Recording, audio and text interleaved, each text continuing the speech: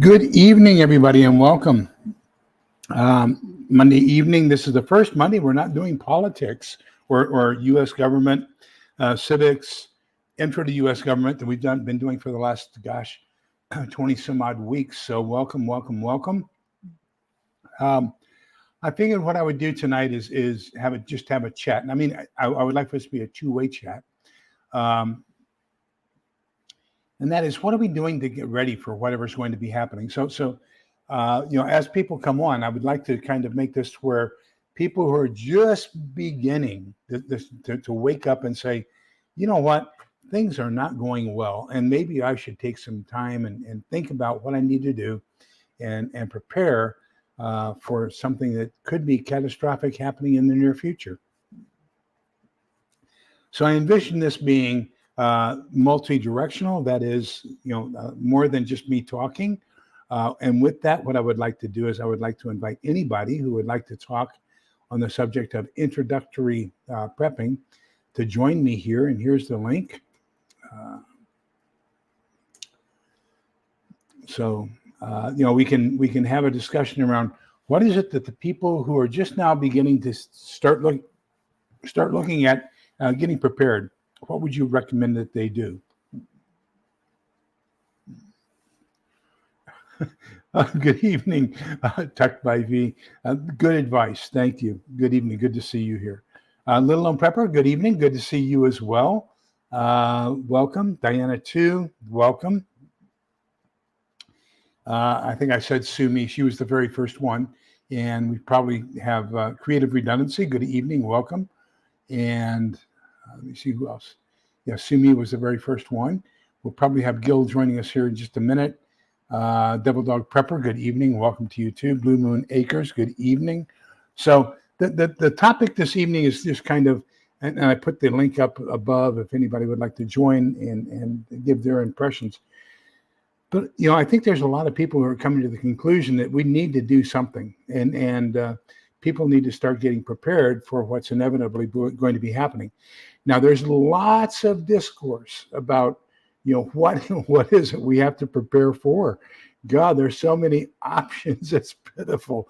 So how do we handle that? How do you come up with a scenario or two that you want to prepare for, and then start developing your preparations plan and start finding a way to meet those? So this is how Lee does it. Okay, I'm not saying this is the right way. I'm not saying this is the best way. I'm sure one of you probably has some things that I could learn from. But what I've done is I've kind of made a spreadsheet, and in that spreadsheet I've got what is the threat.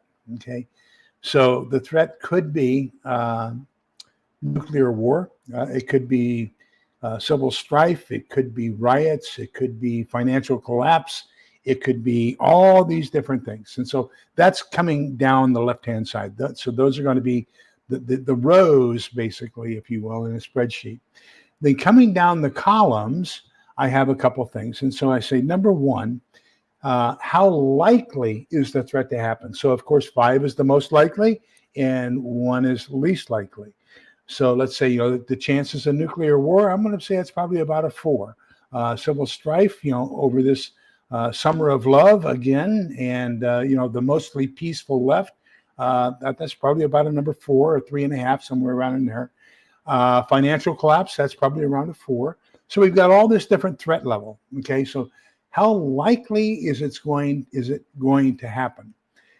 Second column, how devastating is it going to be? So nuclear war, that's going to be a 5. Financial collapse. Well, we survived the Great Depression, 1930 to 1940. Those very rough years. So we could say we could probably do that again. We have lost a lot of the skills that we had back in the 30s when that happened. We were pretty much an agrarian society then. Now we are pretty much and we've even gone past manufacturing. I would say that we are more of a thought-based or computer-based economy now. So people don't have the same skills of farming, being able to process meat, all these other skills that we had that helped us through the Great Depression, those are lost.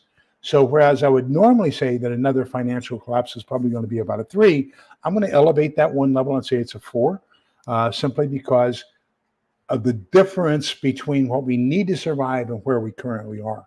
There's such a gap now that it's going to be a far wider gap than anything else. And then I'm going to ask, how long is it going to last? Most likely, how long will it take us to recover from it? So, of course, I say, hello, Gil. Our prepper for the ages, good evening, welcome, good to see you, creative redundancy. So I say, okay, how long is this going to last? Well, financial collapse can last 10, 15 years. Nuclear war could probably last 10, 15 years. Civil strife, not that long, maybe 1 year, 2 years. The Great War, the Northern Invasion was 4 years long, from 1861 to 1865. So, it just depends. So then when we get done with all this, we can take hurricane season, we can take earthquakes, we can take global polar shift, we can take a class 5, or actually it would be an X plus CME, coronal mass ejection, and we've got some pretty good sunspots and some pretty good flares that are Earth facing, pretty good. So that could be another one of those threats. And so you take a look at all this and you say, golly, now right now it appears as if everything is going to be somewhere in the hundreds, so 100 to 125. So 5 times 5 times 5 is 125. So the max is going to be 125, but you're going to find out most of these are going to be in between 100 and 125. You say, well, how do I pick which one to prepare for? Then what I do is I take a look at all of those different threats and I say, okay, are there things that they have in common? So if there are things that the vast majority, good evening, Jack, actually, I guess good morning where you are, but glad to see you with us. Annie Luhu, welcome. Good evening, great to see you. She did come to our get-together Saturday and had a great time, got to meet her, and what a pleasant lady, and her husband. And so I was very, very happy to see you there. And thank you for being there. So great to meet you. So now I say, are there things that a lot of these have in common? Okay. Now, we have a problem when we start saying, are there things that these have in common? Yeah. And creative redundancy puts that pretty well and says, yeah, that's kind of like food and water. The need, you're going to have a need to eat, you're going to have a need to drink, you're going to have a need for shelter, regardless of the situation, right? So you can focus on the things that are going to affect the greatest number of these threats. So food, water, everything else. Well, then you take a look at things. Are there things that are only particular to one particular event? So then you say, okay, well, nuclear warfare, you probably might want to have a Geiger counter or some sort of radiation detector, or maybe even a personal dosimeter, okay? Well, then you have to say, okay, wait a minute. What's the likelihood that I'm going to need those? So probably at the initial stages of the action, am I in a threat area? So you start doing a little bit further analysis on that. You say, is this something I need, or is this something I would just like to have? Same thing, we can take a look at precious metals. So they have a lot more value for a lot longer duration during a financial collapse than they would during the other situations. So that's kind of looking a little bit more specific towards what is the threat versus what is the overall thing. Now that we've taken a look at all that, we have to take another look, and we have to say, okay, now that we've looked at the threats, the timelines, the duration and the likelihood, now we have to take a look at the timeline. And we say, do things change overall in any one event so that something that is not valuable at the beginning becomes more valuable over time, or something that is extremely valuable at the beginning becomes less valuable over time? Let me give you an example of something that was considered extremely valuable and then lost value over time. Selko Begovic, in his books, his Year in Hell, or How He Survived the Bosnian War, talks about for the first month or two until people got used to the dark, uh, candles were in great demand. And so you could get almost anything for a candle. But as candles became more and more scarce, people began to live without them, and they found out that their eyes adjust to the dark relatively well, and they don't need the candles as much as they thought they did. So as that year in the Bosnian War progressed, the overall value of candles decreased. Some of the other things that increased in value over time, and he was a nurse, I believe. And so some of the things that increased in value over time were medical knowledge, uh, antibiotics, these things. And there's mention in his book of a guy who bought a regimen of antibiotics for his wife and saved her life with gold. So as the duration of the event, and we're talking about a war here, we're talking about a regular kinetic war happening in Bosnia. So people were shooting at each other, and there were snipers active and everything else. So even in that kind of a situation, the two things that they valued for exchange, for trade, were dollar bills and gold. And actually it was $100 bills. If you read Manny Ferfalagire's books on the economics collapse and civil strife that happened in Argentina, he says the same thing. He says that US dollars and precious metals were the two things that everybody wanted in Argentina. So, you have this adjustment of what is valuable and what is not valuable. Fire starting, butane lighters and Bic lighters and everything else are going to be extremely critical throughout until they run out. And then you're going to find out that you're going to want ferrocerium rods and everything else. Kind of brings me to another, we're going to go off on a little tangent here. And you'll see all kinds of, I really want to applaud the people for putting them out there because I think they're great, of all kinds of emergency tools that you can use in case your primary tool goes out. But I want you to remember that phrase, in case your primary goes out. So things like taking a wick and putting it into a jar of Crisco and turning that into a light source. That's great if the Crisco has gone rancid and you can't use it for cooking. I tell you, cooking oil is going to be something you wish you had in a post-apocalyptic world. And so, yes, absolutely, Jack, absolutely. Let me get up here and catch up with the chat. But so what you want to do, and I forgot what I was saying. Jack had such a good comment, it got me.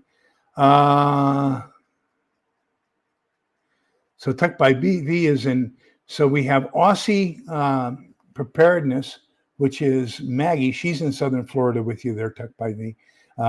Jack, Hill Summit Homestead, is in Australia. Kaylin, good evening, welcome.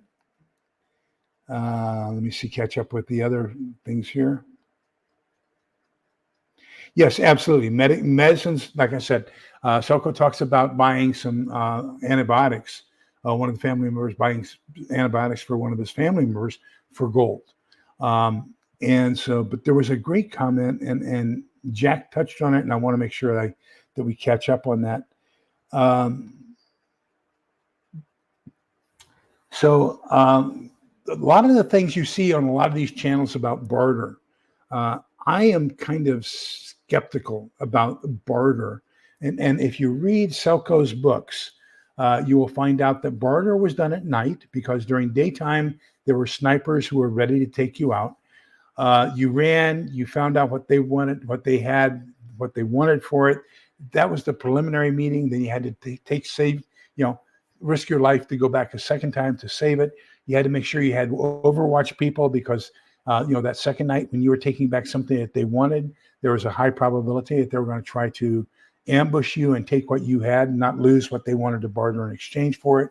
So because of all this, the intricacies of barter, so my personal philosophy is 95% of the population is not preparing for anything. Only 5% is. So one of two things is going to happen. You're either going to find somebody who has not prepared, and that's going to be your barter exchange person, and they have nothing to offer for what you have. Okay. which is going to be 95% of the time. The other 5% of the time, the other person is going to be bartering with you, has been reading the same articles, getting the same list of barter things, and so he's going to probably want to trade a candle for your match, right? I mean, when it comes down to it, that's basically it. What we found is Selko in his book, and Jack brings it up here beautifully, Selko in his book talks about black markets that started to establish. So the nice thing about a black market is you don't have to go out and find somebody to barter with. You've set up these little tables, you set up these little things, kind of like Mel Gibson in Bartertown in, what was that movie? Road Warrior. But you're going to have these kind of like barter towns. You're going to have black markets where you've got people who have things that they want to exchange. Now, you probably are not going to walk up to one of them and say, here's a Bic lighter, give me what you got. That probably is not going to work that way. There's probably a guy over here who is selling Bic lighters. So now the question becomes one of what becomes the common currency that you're going to use so that you can use that currency to get something you want and need without having to give up what you have. Although you may have an opportunity to give up what you want and have to another person in exchange for the currency. So I sell my Bic lighter to somebody for 2 Petro Vs, and then I take those 2 Petro Vs over to another guy, and he has the item that I want for 1.5 Petro Vs, but there's no change, so I give him 2. He's happy, I'm happy, and bang, the deal is done. And so that's how I see it's going to happen. As we progress over time, markets are going to develop. They're going to be far more important to you than barter. So my personal opinion, this is only Lee's opinion, and you'll find people who agree with me, you'll find people who disagree with me. If you're going to focus on barter items, don't. Focus on what you believe you are going to need or want for you and your family to survive. Focus on your survival instead of trying to guess what the 95% who are not surviving are going to want. Okay. Let me see here. Yeah, and Jack says that one of the things they talked about was 1 gold necklace, and it doesn't have a specific weight or purity or anything else, but they traded a gold necklace for a kilogram of potatoes, which is about 2.5 pounds of potatoes, not even a 5-pound bag for a gold necklace. So, I mean, people are going to be trading for their own advantage. Good evening, Gil. Welcome. Sorry I wasn't able to meet yours. Tonight was our every other Monday is St. Vincent de Paul. And we have our monthly meeting, our bi-weekly meetings from 6 to 7:30 on Mondays. So I ran over there. I was there. And tonight I was the reader of the rules. So we have to go through our international rules, at least 1 paragraph every meeting. And so I was the reader of the rules tonight. So I had to be there. Let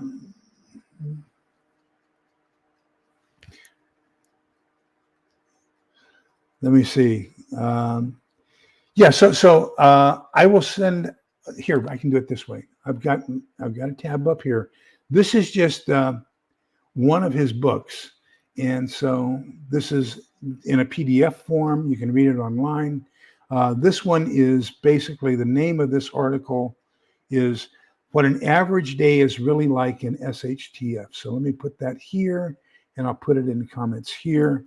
So now you can link to that one article, and then that's on Daisy. And Daisy's website is The Organic Prepper. So go to theorganicprepper.com, and Daisy has a lot of Selko's articles, access to his books and everything else on her website. And this is just one of the articles I'll put there for you all to read. Brilliant information, especially from a guy who has been there, done that.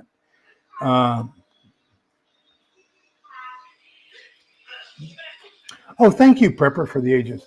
Yeah, so the comment was, don't buy things to use them as secondary use. Buy the primary. The reason I'm buying candle making supplies right now is not because I intend to make new candles, but my focus is not on wax, but it's on molds and on wicks. Because, everybody burns their wax down to where there's only about that much in the bottom of the jar. Okay, well, I'm going to recover that bottom of the jar put a new wick in it along with additional wax from somebody else's and make new candles out of that. So I'm going to be repurposing old used stuff. But I'm not buying candle making supplies now to make new candles in a post-apocalyptic world. I'm buying candles while I have the opportunity to buy candles, the real thing. Then I'll use the remnants of those to make my new candles, if that kind of makes sense. Let me see. So yeah, home skills, cooking, crocheting, sewing, gardening. If you can get into being a cobbler, and that is repairing shoes, that's going to be critically important. I was dreaming earlier, just, somebody asked me to write a book, so I'm putting all my thoughts together about a book. And I was thinking about clothing. And it was, I think this was because of something I saw. Gil on one of his Prep for Today's mentioned something about it. And I started thinking about, what's important with clothing. And I thought that there are 5 points that you want to make sure you have covered. Your feet, that's 2 points, your hands, and your head. So I want to make sure that I have plenty of shoes, boots, socks, and repair equipment. I think you'll notice in either my last Prepper Pantry haul or the Prepper Pantry haul before that, I got extra boot laces. So getting some shoe goo so that you can put on the bottom of your soles when your soles wear out. Those kinds of things become important. Having multiple sets of gloves. Gloves are going to wear out extremely quickly. So I would get work gloves, warm gloves, all the different kinds of gloves that you're going to have a need for. And then, of course, the place where you lose body heat or gain body heat, that is, heat injuries, quickest is through your head. So making sure you have good hats, whether that be to block the sun or whether it be to retain, like a stocking cap, retain your body heat in the winter. Those are some of those things that are going to be critical. So if you know how to if you know how to sew or crochet or mend those critical items, that's going to be a very valuable skill. Now, the disadvantages and advantages, and I say everything you do, you have to look at the advantages, you have to look at the disadvantages. So the advantages of having stuff, is that you can provide a lot of good to a lot of people. The disadvantage to having stuff is other people can take your stuff and they can be as valuable as you are. When we talk about skills or trades, the disadvantage is it's difficult to learn. You have to learn it in advance in preparation for SHTF. The advantage is they aren't going to get rid of you if you've got a skill that they need. They may want to learn it from you, and that's going to take some time, but you're going to be a very valuable person if you have skills, knowledge, and abilities that nobody else has. And these are some of them, that Grateful Every Day is talking about here. I would say sewing, crocheting, gardening is, God, the learning curve on gardening. I think a lot of people think they know an awful lot about gardening. I'm going to take a picture tomorrow and go see Mark at my favorite nursery. My third blackberry bush in 5 years died in the backyard. I'm doing something wrong. I can't grow blackberries. Is it because blackberries just won't grow here in this part of Texas? Or is it something I'm doing wrong? Am I not fertilizing it? I mean, we've got 5 years worth of failure here. So gardening is going to become critical. I just watched another video because I had some of the dinkiest potatoes in this batch that I've ever had.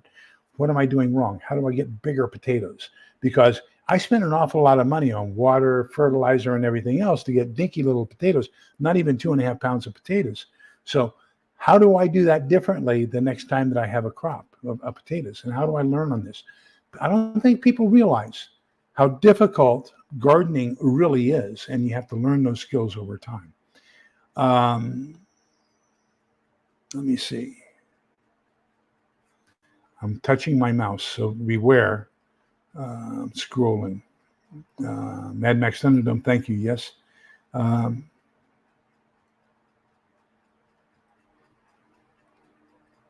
Yes, there was. Thank you for mentioning that. Yes, in the Book of Eli, there's a barter area, and the guy was looking for the book.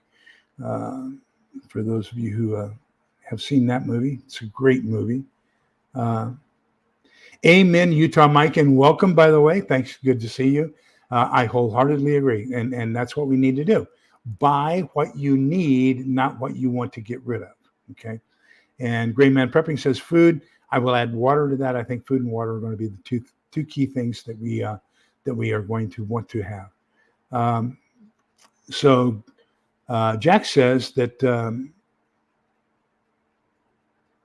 yes, in Selco there were two things. Actually, there were three things. That's four things. The four things I can remember Selco mentioning that were of great value in his books. Number one, Deutschmarks. Number two, U.S. currency, dollars. Number three, precious metals. And number four, MREs.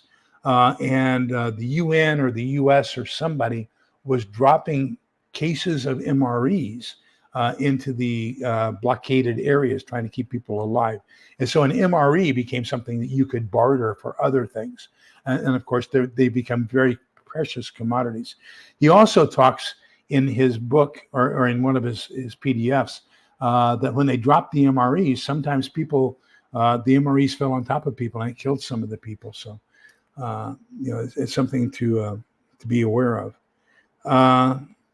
Yes, and Diana too. That's very wise. That was the common thought that during World War II, when the Jews were trying to leave Nazi-occupied areas, and they wanted to carry valuables. The one thing that they did was they carried jewelry with them, and so it was easier to. It didn't look bulk. It didn't look like you were trying to evacuate currency or money from that country. Whereas if you had a whole wad of bills or you had, 5 pounds of gold in a suitcase, that's a little bit harder to say that, while you're taking it. Jewelry became a very common way to bribe officials, and of course you could break off increments of it, and it was a little bit more conducive to everything.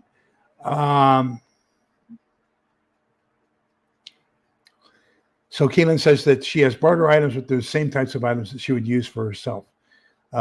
Absolutely. That's the way to do it.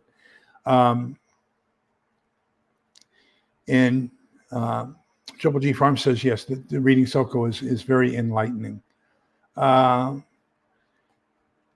I agree with you there. I have some rechargers for battery recharging and, for AAAs and AA batteries. And I think that'll be very valuable. Same thing I have a solar freezer, solar powered freezer. I bought that.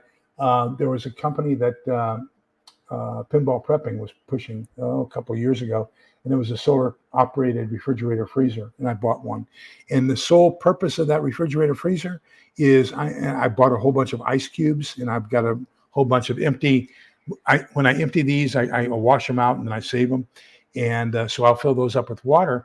And what I'll do is I'll freeze a whole bunch of either ice cubes or bottles of water, and then that will be a commodity that I'll be able to get out for people as well. So, and now then, do I need things from other people? Not that much. What I need bodies. I need people to help me with collecting wood. I need people to help me with collecting water. I need people for guard duty. I need people to maintain the garden, to do the tilling and the weeding and all that kinds of stuff. So I'm looking at these things as I'm going to be trading them or using them as a currency to pay for labor. To help me with my thing. So hopefully people will be uniting and working together, and we'll all be doing this together. So, how do we have a collective where people are helping each other in exchange for valuable items like ice water and things like that? So that can kind of take us on another little offshoot here. And, we were talking about it this last weekend at our meeting, and I don't think people are fully aware of the amount of fuel that it's going to take. I know everybody's stockpiling beans and rice, and that's great. But just think about it. To cook beans, it takes a minimum of 3 hours, okay? You got to soak them overnight, get rid of that water, put in fresh water, put them over a fire, and then boil them for 3 hours. Think of the amount of fuel it's going to take to make that pot of beans for 3 hours, to cook that pot of beans for 3 hours. So, I don't think any of us have enough fuel, whether that be propane, butane, charcoal, or anything else, you're going to at some point go back to the 1800s, and you're going to be looking for firewood. And so you might as well start looking for that firewood now, because you need to cure it for a minimum of 6 months before you use it, or else it's just a smoke pit. But it's better if you cure it at least 6 months. So we have to take into consideration the amount of fuel that it's going to take. I plan on having a 55-gallon drum with holes in the bottom, and I'm going to take all of my human waste, all my solid human waste, and put it into that 55-gallon drum. And then I plan on burning it. Now, in the Army, we use diesel. Not going to be that much diesel available. So I'm going to have to use some sort of a biomatter that I can burn, that is going to be flammable, that I can use to burn the waste. So I'm going to even be using more fuel than most people. And the first portion of that fuel is going to be used to dry out that waste and then to set it on fire. But, your fuel consumption is going to be terrible. So start thinking about that. How can you start collecting fuel to cook and to keep warm and everything else now?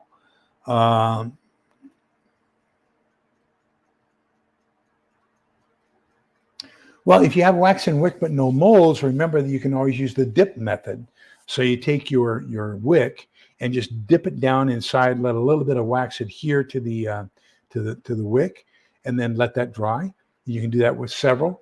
And then after that wax dries, you go back and dip it another time. You're going to keep adding layers of wax to that. And that's why back in the Middle Ages, you had those long tapered candles. It's because that wax, as it dries, kind of collects down at the bottom. So the bottom's going to be a little bit thicker than the top. But that's how they did it back in the old Middle Ages. And they even had these special tools. It was a twig basically with the wicks that go on either side, so that they could dip 2 at a time and hang those.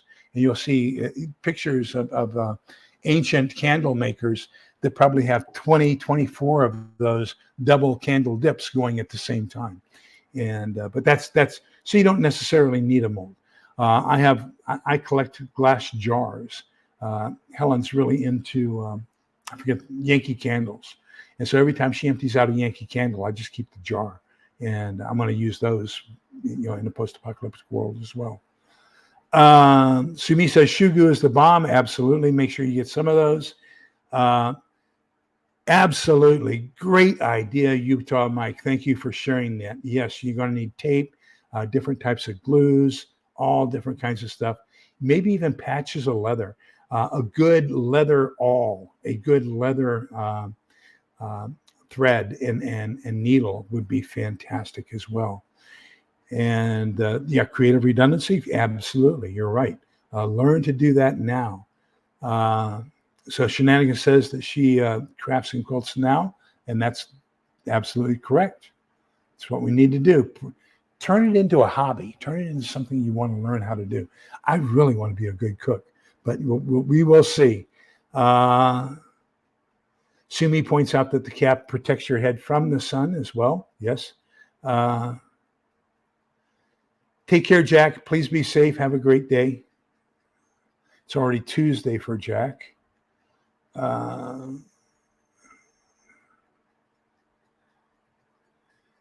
That's a great way to put it, creative redundancy. Thank you for sharing that. That's a great way to put it. And Little Lone Prepper's adding more sewing needles to her kit. Had them on sale for 50 cents. Wow, that's great.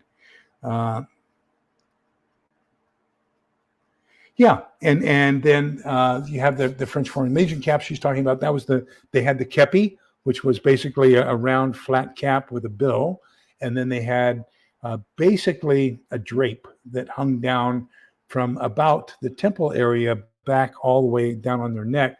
And so what that did was that kept the sun from directly hitting their ears and their cheeks, the sides of their cheeks.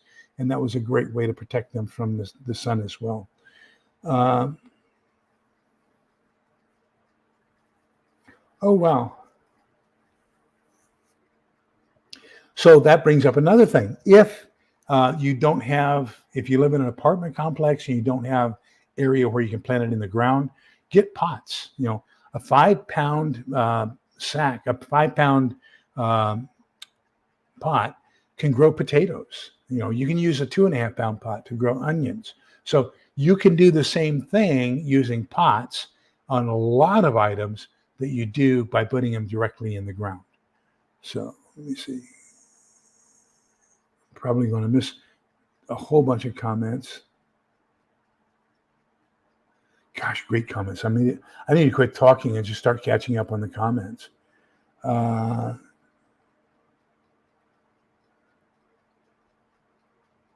So Karen Lemoyne, welcome, and in the Garden State in New Jersey and Kill Things. I have a family member in New Jersey. Matter of fact, I just FaceTimed with my grandson this morning. Let me see.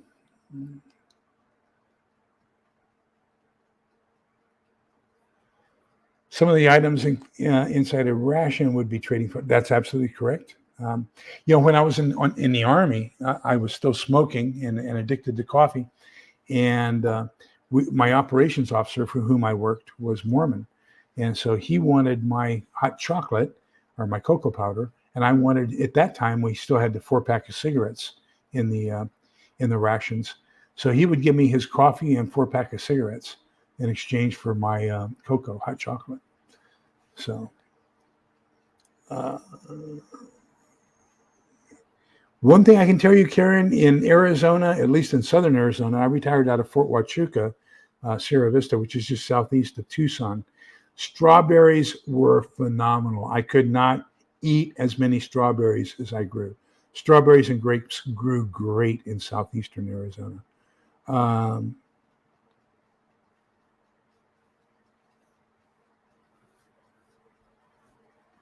Oh, wow. I'll have to try that. I have not tried growing any cucumbers. You and I have got to talk about that a little bit better. My tomatoes, I did get the first rotation out of them. Then I got some blight on the leaves. I did a lot of investigation on that. And it turned out that they needed certain chemicals. So I sprayed the chemicals on, which killed the leaves, but the stalks were still good. So the leaves are just now starting to come back, but they're coming back nice and green. So everything's coming back good. But I learned how to take care of that deficiency of, I think it was calcium and magnesium. But they called it leaf rot. And that's a very common thing, evidently. Not for me, but for everybody else. That was the first time I had seen it. So that's the other thing about getting into gardening now is you get to find out about all the bugs and all the different diseases and everything else, and then have the methods to handle that when they occur.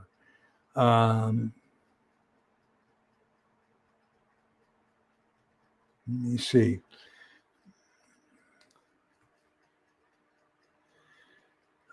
Wellbots. That's who I bought that freezer from. That freezer and refrigerator from off of Pinball Prepper. He had a deal with Wellbots, and that's who I bought it from. Thank you. Yes, and I'm storing, and I have changed over. I used to store the 3-pound cans, number 10 cans of Costco's generic, their Costco coffee, and I had 18 cans of number 10 cans of Costco coffee ground. And what I found is it does go bad over time. So I'm going through that now, and anything I replace it with is going to be either whole bean coffee, because that doesn't go as bad as quickly as ground coffee, or instant coffee. So those are the two things I'm focusing on. In my instant coffee, there's two that I really like instant coffees. I really, really like Nutrient Survivals instant coffee. And I like Mount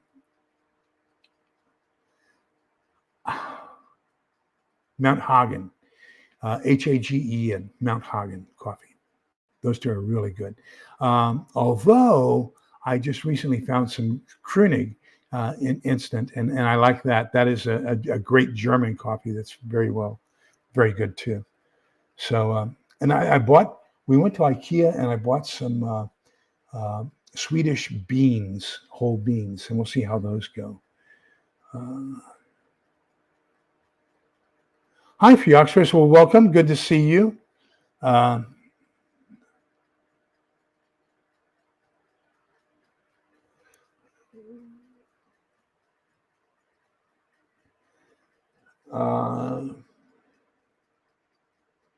Absolutely. That's what I'm saying. I intend for most of my stuff to go to pay for labor.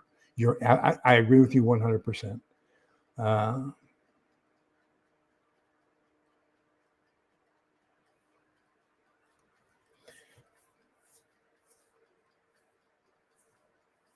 That's great. Great. And I don't know how to do fast beans. You share a little bit on that if you would. Yes. And so here you bring up a great point, Utah Mike. I have something called a can cooker. And the can cooker is basically an outdoor pressure cooker. And so I think that if you get something like the can cooker, and there's a link in the description, I'm an affiliate with them. I have all three sizes, and we use it here inside the house as well. But the can cooker is a great way to do your beans.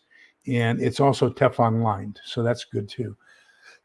But the one thing I did find is that the seal and the lid on the can cooker, if you're not really careful, if you don't keep a good eye on it and make sure you keep the pressure relatively decent and move it off of heat every once in a while, it can warp that lid and bust that seal because the pressure gets too heavy on the inside. So I've ordered a whole bunch of extra seals and a whole bunch of extra lids because I just have a feeling that I may get distracted in a post-apocalyptic world and not pay as much attention as I need to. But can cooker is an outdoor pressure cooker, and it's very good. Same thing with using a Dutch oven. You can use a Dutch oven. It's not quite as sealed. It's going to have some leakage, not quite as sealed as a pressure cooker, but it will do a better job of doing that than a lot of others. Rocket stoves are going to be great if you have the biomatter. And when we were at our meeting Saturday, I was looking around at all the twigs from all the trees on the ground. I said, "Gosh, I need to come over here and pick up twigs. That would be great for a rocket stove."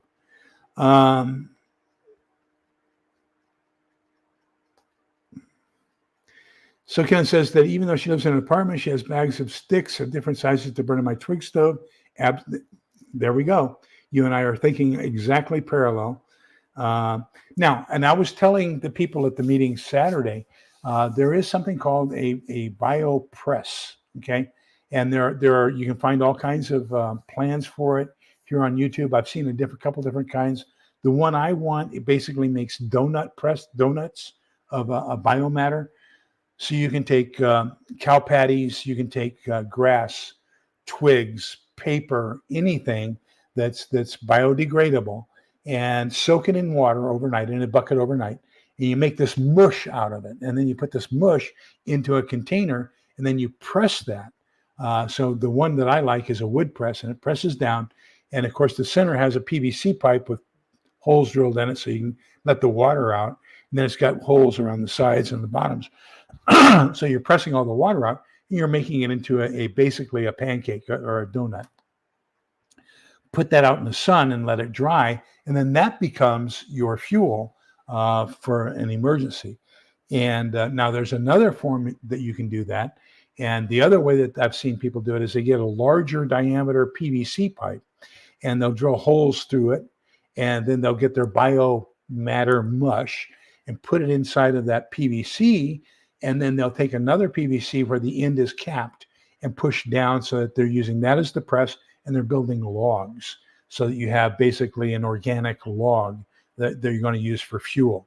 And so I think that's going to be my long-term solution to the fuel question that I asked earlier, is how are you going to have enough fuel? And because I think, Selko talks about in Bosnia during the war, people were burning furniture in order to cook food or to stay warm. So I think that the furniture, fences, trees, a lot of things, considering our population, are going to be gone very quickly.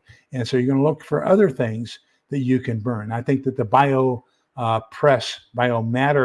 biomass donuts or logs are going to be a fantastic solution for that. Good idea. And bamboo grows here like you would not believe. Yes, and so a battery power bank with an Instapot, that's a great idea. That'll work.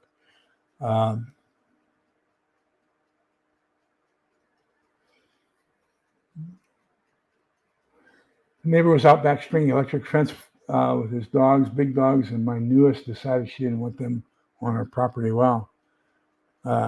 Good evening, South Florida DCO. Welcome. Good to see you.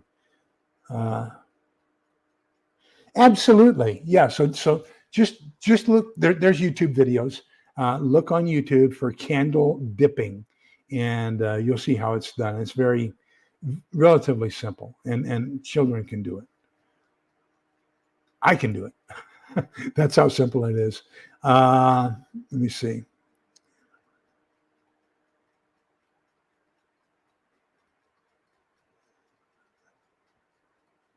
Green onions have vitamin C, absolutely. I have a little thing I got. I forget the name of the company, but it's a mat and it's in a bamboo tray, and then it has circular holes inside of it, so that you can take your. When I went to the grocery store, I bought my green onions, clipped off all but the white part, ate the green part, put the white part down inside this thing, and the roots get into that biomass down in the bottom, and you add fertilizer to it and everything else in water, and that'll regrow your green onions. And so as long as you have a space behind you, this is actually a bay window, and so I can put things like that in the bay window, and then they get the sufficient amount of sunlight to where I can get the nutrients from any kind of a small hydroponic or aquaponic or even a grow culture like that.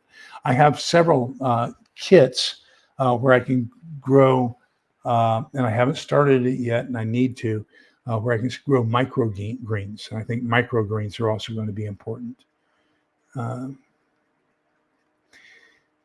So Tuck by V says he has a bug out hat and attaches a mosquito head net. Yeah, absolutely. And in my video, either last weekend, Saturday, or the weekend before, I had a whole bunch of mouse traps, rat traps, and things like that. I think that's another one of those overlooked things that we have a tendency to overlook. Insect repellent, insecticide, flying insect killer, mosquito killer, moth, and what are those things outside that build the cocoons? Somebody will put it down there for me. You guys are great. Yeah, and so shenanigans reinforces.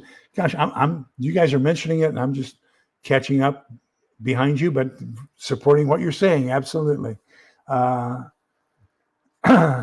Sinew would be good for repairing almost anything. Sinew is used by the Native Americans for a lot of different things, and very, very important, and they used it for their bowstrings as well, and because it's such a good taut material.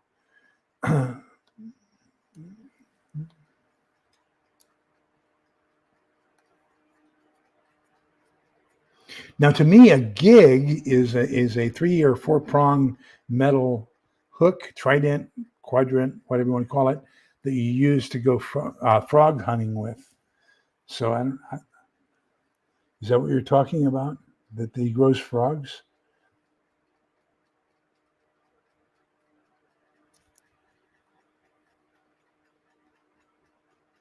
So let me see.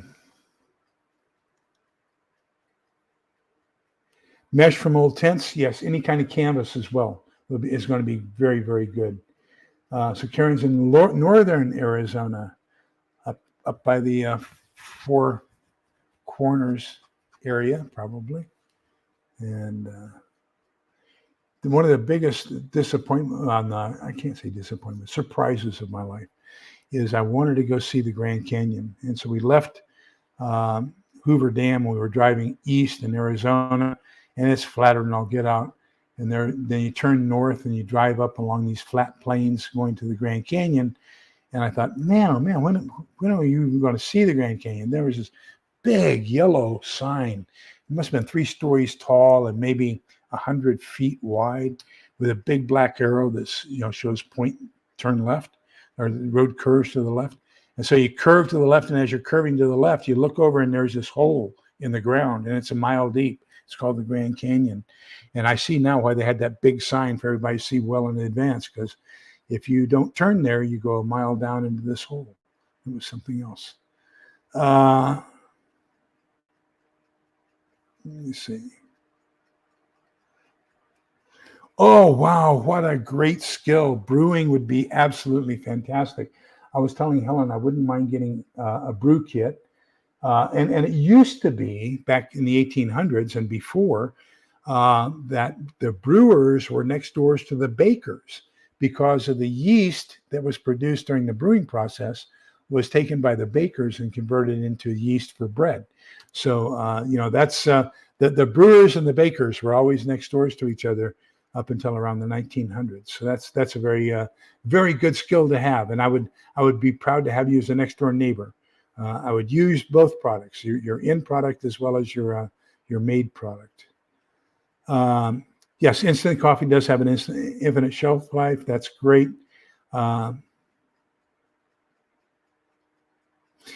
They have the little wristbands, coiled wristbands, and I bought several of those and have those vacuum sealed so that if we need those for mosquito repellent, we can use those. Great idea. Thank you for sharing that. And that would work on an animal as well. Here in Washington, it's still very cool, but potatoes are growing great, lettuce, bok choy, herbs. See, we're already up to where it's almost getting to 100 here. So our growing season, other than tomatoes, strawberries, peaches, they'll grow very well in the summer heat. Some other things in the shade, but you got to keep them cool.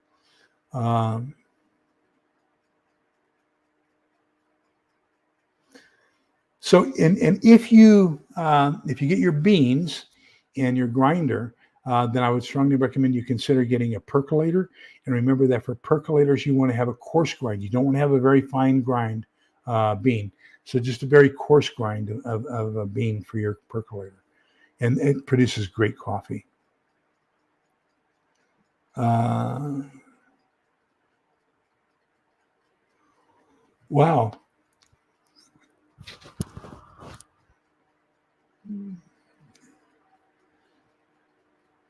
So Gil said, yeah, I heard that. Unfortunately, I got here. I left the St. Vincent de Paul meeting, and that's every other Monday. And I ran over here. As a matter of fact, they were still going on, and I walked out on it. Didn't get to eat the closing prayer. But anyhow, so I could come home and get everything set up and get on here. In about 5 minutes, 5 or maybe 10 minutes till, I was getting things set up, and Sumi says, "Hey, Gil's still alive. Go over." And I should have, but every other Monday, Gil. I apologize, but every other Monday night from 6 to 7:30 is St. Vincent de Paul. And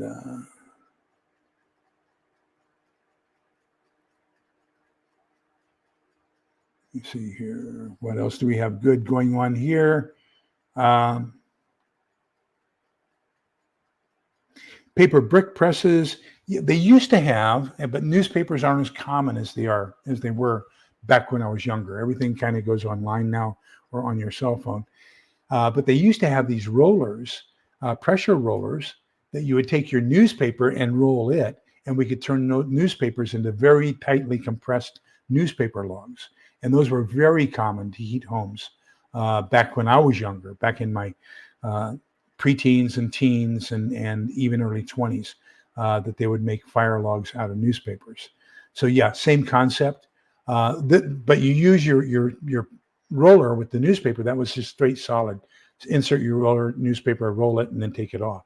Whereas what I'm talking about here is basically turning it into a goo, and then turning that goo, pressing it down, compressing it, and then drying it out. For those of you who don't know, on the Western Plains, especially where the Sioux were, there weren't that many trees, and so they would use grass and they would use bison dung to cook their meals. So the animal dung is very good for a fire and for cooking and for keeping yourself warm in the winter as well. So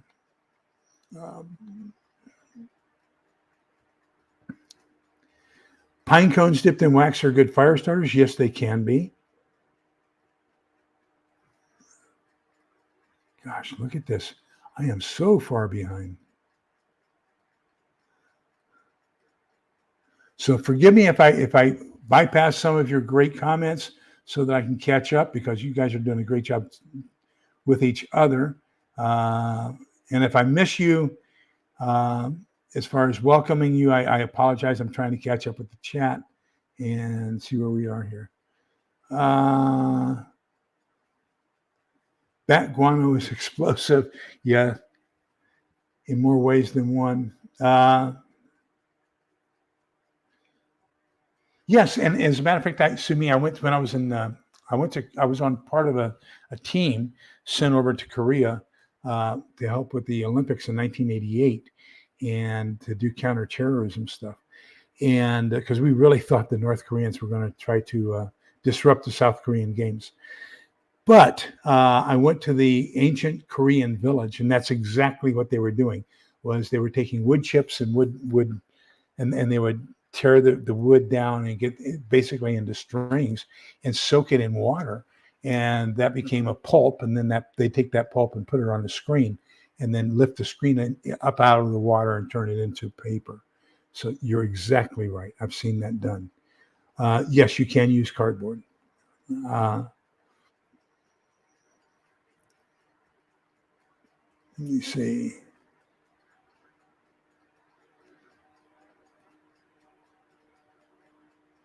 Hi, Rebecca. Welcome. Good to see you. No problem. We're just kind of chatting, and let me put it in here again. We're talking about, what are some of the ideas we need to share with somebody who's prepping for the first time or just getting into prepping, although we've only got about 4 minutes left. But we've been kind of exchanging ideas on how can we help the new people who are getting into it, and what are some of the things that we can guide them to do.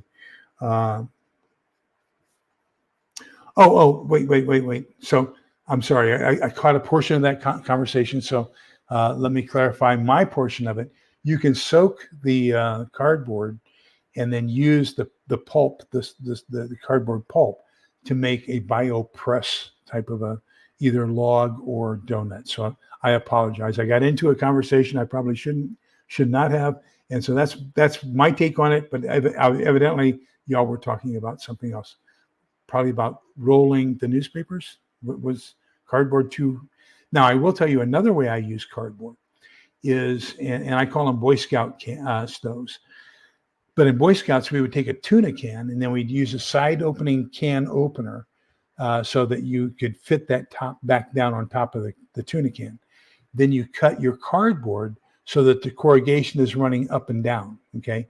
You roll that and then completely fill the insides of the tuna can. And then once you've got the insides of the tuna can filled with that cardboard and all the pores are running up and down, then you pour molten wax in there, molten paraffin. And once that has cooled, then basically what you've done is you've converted this can into a humongous flame. It's a big candle because all of that exposed cardboard now becomes the wick. So it's going to be very, very hot. And but you can put it out because you've got that lid that you use the side opener on. So you can just put that lid on top and snuff it out and save it for another use. So I apologize for barging into that and giving a wrong impression.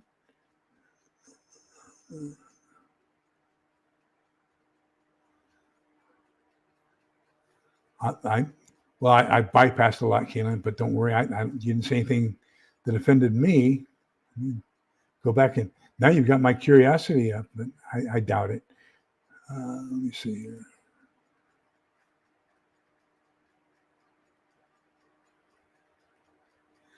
No, mead's fine. If you have honey, I think that's a great thing to do. I love mead, as a matter of fact. One of my favorite wines from Bargetto Winery in Monterey, California, is a mead wine.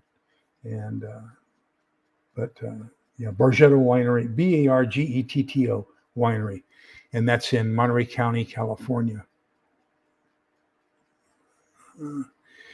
I think if I was just starting out, I would make up categories and accumulate a little bit in each category equally, absolutely, rather than focusing on just food until I have several month years. And another way to do that same thing, which is, and I'm not saying that yours is wrong, I'm saying that's a great way to do it. Another way is generally using that same general thing that you do, start off with a 3-day supply, then a 1 week supply, then a 1 month supply. And so just keep expanding that so that you're going into that.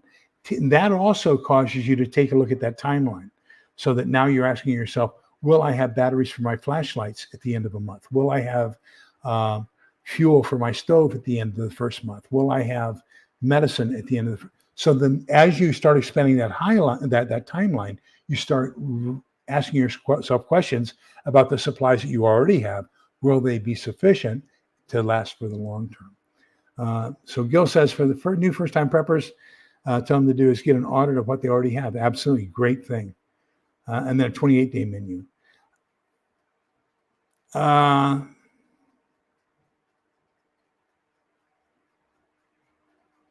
I'm running out of storage space for anything and everything. I mean, so I've got to go out and check my backyard because there's a lot of things I have in the backyard in foot lockers.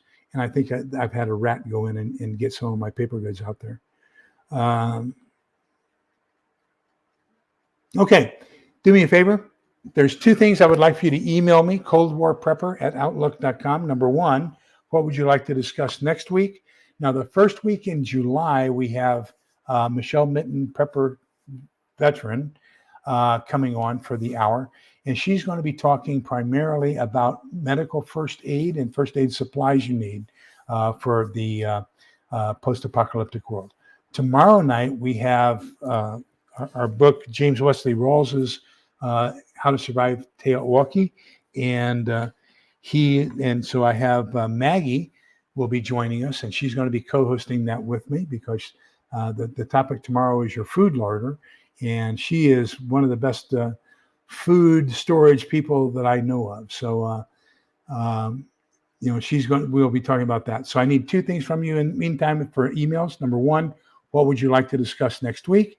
Number two, don't forget, Kathy from Shelf to Table, and that's shelftotable.com, fantastic freeze-dried meats, by the way, has asked, is there anything in particular? Go to her website, take a look at what she has. Are there things that we can come up with as suggestions for things that we think she should add to her inventory as far as freeze-dried meats that we would like to have?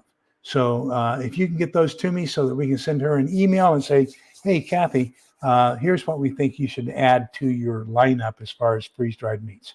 So with that being said, we're going to go to the book of Numbers, chapter 6, verses 24, 25, 26. This is my other Bible, so I don't have it. Genesis, Exodus, Numbers, Leviticus. I probably need to.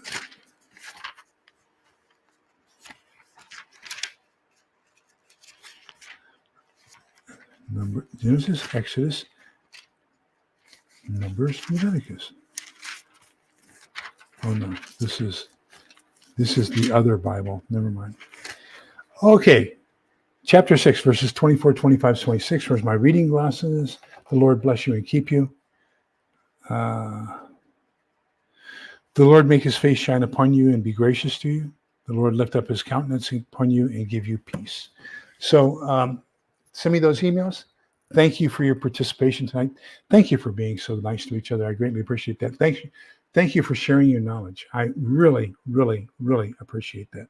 So remember that we're all in this together so we can come out the other side together. Please be kind, polite, and respectful to each other. And meet us back here tomorrow night at 8 o'clock. 7 o'clock tomorrow night, Gil has his live. And then we all come here at 8 o'clock for our live on the James Wesley Rawles book. Take care, everybody. Please stay safe. Bye-bye.